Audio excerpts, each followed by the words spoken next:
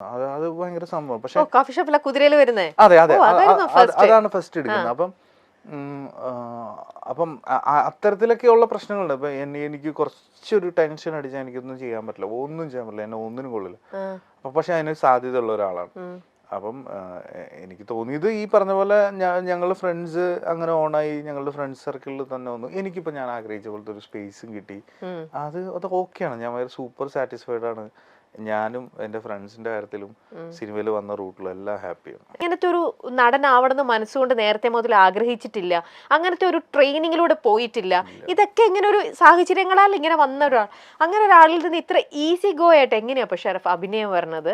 അതെനിക്ക് അറിഞ്ഞൂടാ.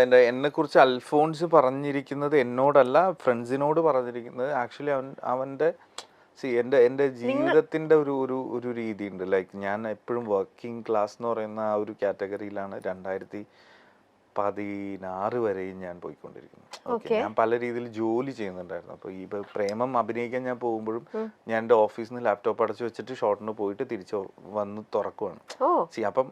അപ്പം ഞാൻ അതിൽ എപ്പോഴും ഉണ്ട്. അപ്പോൾ അതാ ഇപ്പം പ്രേമം ഇങ്ങനെ ഒന്നും ആയില്ലെങ്കിൽ എനിക്ക് കുഴപ്പമില്ല. എനിക്ക് അടുത്ത അൽഫോൺസ് പുത്രൻ പടം കിട്ടും, ജൂഡ് ആന്റണിയുടെ പടം കിട്ടും. പ്രേമത്തിന് മുമ്പ് തന്നെ ഒരൊറ്റ സിനിമ എനിക്ക് ലോക്കായിട്ടുള്ളൂ. അത് അൽത്താഫിന്റെ ഞണ്ടുകളുടെ നാട്ടിലൊരു ഇടവേളയാണ്. അതല്ല, അത് വേറെ സിനിമ എന്നെ അങ്ങനെ ലോക്ക് ചെയ്തിട്ടൊന്നുമില്ല. പക്ഷെ അങ്ങനെ ആയിരുന്നു പോയെങ്കിലും ഞാൻ ഹാപ്പി ആയിരുന്നു. ഫോർ എക്സാമ്പിൾ നമുക്ക് പിന്നെ എൻ്റെ അടുത്ത് പ്രേമം കഴിഞ്ഞപ്പോൾ അൽഫോൺസ് വിളിച്ചു, നിനക്ക് നല്ലൊരു ഭാവിയുണ്ട്. അല്ല, ഭാവിയേക്കാൾ കൂടുതൽ എൻ്റെ ഒരു സ്വഭാവം അറിയുന്ന കാരണം കൊണ്ട് പറഞ്ഞു, നിനക്ക് നല്ലൊരു അവസരമാണ് വന്നത്, നിനക്ക് നീ നല്ലൊരു സ്പേസിൽ വന്നിട്ടുണ്ട്. നീ ഇനിയെന്ന് വെച്ചിട്ടുണ്ടെങ്കിൽ ഇതിന്റെ താഴേക്ക് പോവാതെ മാക്സിമം നീ ഇവിടെ വന്നതിൻ്റെതായിട്ടുള്ള ഒരു സാധനം, അത് എനിക്ക് കുറെ കാലം കഴിഞ്ഞ് നിന്നെ കാണുമ്പോൾ എനിക്കും തോന്നണ ഒരു അഭിമാനം എന്ന് പറയുന്ന രീതിയിൽ എൻ്റെ അടുത്ത് കുറച്ചു നേരം സംസാരിച്ചു. അപ്പൊ സിൻസിയർലി എനിക്ക് തോന്നി ശരിയാണ്, ഭയങ്കരമായിട്ട് എല്ലാവരും ആഗ്രഹിക്കുന്ന സ്പേസ് ആണ്. ഞാനിവിടെ ഭയങ്കരമായിട്ട് നിൽക്കണം, അത് ഞാൻ വർക്ക് ചെയ്യണം. അപ്പൊ ഞാൻ അതിനുവേണ്ടി ശ്രമിച്ചു. അങ്ങനെയാണ് എനിക്ക് തോന്നുന്നത്. അങ്ങനെ അവിടെ നിന്നാണ് പിന്നെ ഓരോ പടികൾ കയറാൻ തുടങ്ങിയത്. സിനിമയെ സീരിയസ് ആയിട്ട് കണ്ട് സിനിമയാണെന്ന്. അതോടെ അപ്പം നേരത്തെ ചെയ്തിരുന്ന ജോലി എന്ന് പറഞ്ഞിരുന്നില്ല, അതപ്പോ അവിടെ വെച്ച് റിസൈൻ ചെയ്തോ? ഇല്ല, അത് ആക്ച്വലി എന്റേതായ ഒരു ബിസിനസ് ആയിരുന്നു. ഞാനൊരു 2008-9 ഒക്കെ ആയി കഴിഞ്ഞപ്പോ ഞാനൊരു വെബ്സൈറ്റ് ഓപ്പൺ ചെയ്തായിരുന്നു. ഒരു ട്രാവൽ കമ്പനി ഉണ്ടായിരുന്നു എനിക്ക്. ടൂറിസം.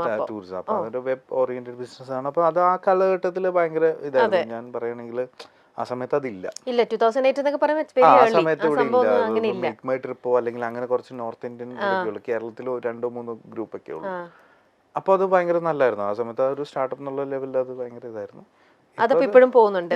അതിപ്പോഴും പോകുന്നുണ്ട്, നൈസായിട്ട് ഓടുന്നുണ്ട്. അപ്പൊ ഷറഫ് അതിനകത്ത് ഇപ്പോഴും ഇൻവോൾവ് ആണോ അതോ സ്റ്റാഫ് ഒക്കെയാണോ അത് കംപ്ലീറ്റ് മാനേജ് ചെയ്ത് അതൊക്കെ മാനേജ് ചെയ്ത് പോകണം? ഞാനൊരു 2017 കംപ്ലീറ്റ്ലി അവിടെ നിന്ന് ഇറങ്ങിയായിരുന്നു. 2017 കംപ്ലീറ്റ്ലി ഞാൻ അവിടെ നിന്ന് ഇറങ്ങിയത്. അപ്പൊ ഇപ്പൊ അതിനകത്ത് ഒരു രീതിയിലും ഇൻവോൾവ് അല്ല. ആക്ച്വലി ഞാൻ എൻ്റെ ഒരു പൊസിഷൻ അവിടെ ഉണ്ടെന്ന് മാത്രം, ഒട്ടും ഇൻവോൾവ് അല്ല. ഓക്കെ, ഏത് സിനിമ എന്ത് ചെയ്താലും ഷറഫിന്റെ അത് ഷറഫ് കറക്റ്റായിട്ട് പ്ലേസ് ചെയ്യുന്നുണ്ട്. ആ സിനിമ കണ്ടു കഴിഞ്ഞ് ഞങ്ങളെപ്പോലത്തെ ആൾക്കാർ ഇറങ്ങുമ്പം ഷറഫിന്റെ ക്യാരക്ടർ ഞങ്ങളുടെ മനസ്സിലുണ്ടാവും കറക്റ്റായിട്ട്. അത് അങ്ങനെ ഞങ്ങൾക്ക് വളരെ വെറുതെ ഇങ്ങനെ പാസിംഗ് ഷോട്ട് പോലെ നമ്മൾ കണ്ടു മിന്നായും പോലെ പോവല്ല, നമ്മൾ ആ ക്യാരക്ടറിനെ കൂടെ കൊണ്ടുപോകുന്നുണ്ടാവും. അത് ഷറഫ് ചെയ്ത ഈവൻ നമ്മൾ ആ ഫഹദിന്റെ കൂടെ വരുത്തലിലും വെറുപ്പിക്കാൻ പോലും അത് അങ്ങനെ നമ്മളിങ്ങനെ കൊണ്ടുപോകാതെ എനിക്കതൊക്കെയാണ്. അത് ഇത്ര ഈസി ആയിട്ടൊക്കെ എത്തത് ഹാൻഡിൽ ചെയ്തു, എത്ര നല്ല രീതിയിലാണ് ചെയ്തത്. ഇപ്പം അങ്ങനത്തെ ഒരു നെഗറ്റീവ് ഷെയ്ഡ് ചെയ്തപ്പം അയ്യോ ഞാൻ ഇനി അങ്ങനെ ഒരു ഇതിലേക്കായി പോകും, ഇനി എനിക്ക് കൂടുതലും ഞാനിപ്പോൾ ചെയ്തു ഹിറ്റായി കഴിഞ്ഞാൽ എനിക്കിനി വരാൻ പോകുന്നതെല്ലാം അങ്ങനത്തെ ഒരു നെഗറ്റീവ് ഇതിലുള്ളതായിരിക്കും, ഞാൻ അങ്ങനെ ഫ്രെയിം ചെയ്യപ്പെടുവോ? അതൊക്കെ ചിലരെ പേടിപ്പിക്കുന്ന ഒരു കാര്യങ്ങളാണ്. അതൊക്കെ അങ്ങനെയുള്ള പേടികളൊക്കെ ഉണ്ടായിരുന്നു. സാധാരണ മനുഷ്യൻ്റെതായ എല്ലാ പേടികളും ഉണ്ടായിരുന്നു. വടത്തനിലെ ക്യാരക്ടർ ശരിക്കും ഒരു മോളസ്റ്ററാണ്. അയാൾ ഒരു സൊസൈറ്റിയിൽ കിട്ടാവുന്നതിൽ ഏറ്റവും മോശം ആളാണ്.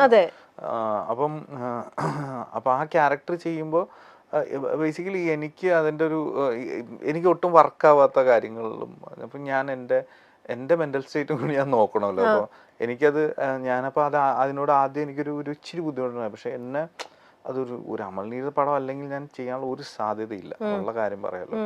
കാരണം ഞാൻ പുള്ളിയുടെ ഫാനായതുകൊണ്ട് പുള്ളിക്ക് എനിക്ക് ഈവൻ അൽഫോൺസ് എന്നെ വിളിച്ചപ്പോൾ ഞാൻ അൽഫോൺസിൻ്റെ അടുത്ത് പറഞ്ഞു എന്നാലും പിടിക്കാൻ പറ്റൂല, എൻ്റെ ക്യാരക്ടർ മാറ്റണമെന്ന് ഞാൻ പറഞ്ഞ് നിർബന്ധിച്ച് ഒരുപാട് പ്രശ്നമുണ്ട്. ആ സ്പേസ് എനിക്ക് പുള്ളിയുടെ അടുത്തില്ല, പക്ഷെ എനിക്ക് പുള്ളിയുടെ പടം ചെയ്യണം. അങ്ങനത്തെ ഒരു സ്പേസിൽ ഞാൻ തൃശങ്കു സ്വർഗ സീനിലാണ് ഞാൻ അവിടെ നിന്നത്. കഴിച്ചിട്ട് അല്ലെങ്കിൽ ഞാൻ ചെയ്യാൻ ചാൻസ് ഇല്ല കേട്ടോ. അത് ഞാൻ ചെയ്യൂല എന്നൊക്കെയാണ് എനിക്ക് തോന്നാറ്. പുള്ളിയുടെ സിനിമയും എന്നിട്ട് എങ്ങനെയാ അത് മെന്റലി ആ ഒരു ക്യാരക്ടറിലേക്ക് പ്രിപ്പയർ ആയത് എങ്ങനെയായിരുന്നു? അല്ല, അത് പിന്നെ സംസാരിച്ചു തുടങ്ങിയാൽ ആ ക്യാരക്ടർ മനസ്സിലാവും. നമുക്ക് അറിയാൻ പാടില്ലാത്തൊന്നുമില്ല, ആ ഐറ്റത്തിനെ നമുക്ക് അറിയാം. അതുകൊണ്ട് അത് വലിയ പ്രശ്നമില്ല. പിന്നെ എന്ന് വെച്ചാൽ ഇതിന്റെ റൈറ്റേഴ്സ് ആയിട്ടുള്ള ഷർഫു സുഹാസും എൻ്റെ അടുത്ത്, പക്ഷെ ഷർഫു സുഹാസൊക്കെ പിന്നീടാണ് അത്, പക്ഷെ അവർ ആ ക്യാരക്ടറിനെ ഡീറ്റെയിൽ ചെയ്ത് തന്നെ എൻ്റെ അടുത്ത് പറയുന്ന എല്ലാം അമലേട്ടനും തന്നെയായിരുന്നു. അമലേട്ടൻ തന്നെയാണ് ഈ ക്യാരക്ടറിന്റെ എല്ലാ ഇതും പറഞ്ഞു തന്നുകൊണ്ടിരുന്നത്. അപ്പോൾ അത് അത് ആ രീതി ആ ക്യാരക്ടറിന് നമുക്ക് പരിചയമുണ്ട്. ഫോർ എക്സാമ്പിൾ ഗിരിരാജൻ കോഴിനെ എനിക്ക് പരിചയമുണ്ട്. ഗിരിരാജൻ കോഴി നമ്മൾ കണ്ടിട്ടുണ്ട്. നമ്മുടെ സ്വന്തം സത്യം പറഞ്ഞു കഴിഞ്ഞാൽ എന്റെ ഒരു സമയത്ത് എന്റെ ഒരു അല്ല, എന്റെ ഒരു ഫേസ് അല്ല, ഞാൻ അങ്ങനെ പറയാൻ ഇത് ചെയ്തെന്ന് പറയാൻ പറ്റില്ല. എനിക്ക് അത്ര പെമ്പിള്ളേരൊന്നും അപ്രോച്ച് ചെയ്യാനുള്ള ഗട്സ് ഒന്നും ഇല്ല. ഞാൻ അത്രയും ഒരു ലെവലിൽ, പക്ഷെ പെമ്പിള്ളേരായിട്ട് ഭയങ്കര കമ്പനിയൊക്കെയാണ്.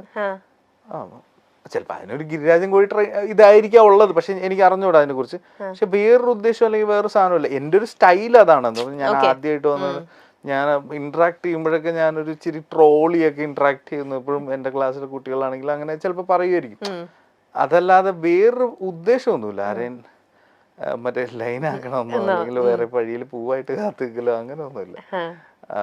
പിന്നെ ഞാൻ പറഞ്ഞ അപ്പം അത് നമ്മുടെ ഇതിലുണ്ട്. ലൈക്ക് നമുക്കറിയാവുന്നതാണ്. എൻ്റെ ഏറ്റവും അടുത്തൊരു ഒരു ഫ്രണ്ടിൻ്റെ ഒക്കെ സ്വഭാവം ഭയങ്കരമായിട്ടുണ്ട്. അപ്പം ഞാൻ എനിക്ക് ഭയങ്കരമായിട്ട് അറിയാവുന്ന ആൾക്കാരുണ്ട്. ഇപ്പോൾ പിന്നീട് കുതിരപ്പുറത്ത് വരുന്ന ആളെയൊക്കെ എനിക്ക് നല്ല പരിചയമാണ്. അയാളൊക്കെ നമ്മളുടെ അവിടെ കുതിരപ്പുറത്ത് വന്നൊരു ഡൂഡ് ഉണ്ട് അവിടെ. അപ്പം ഞാൻ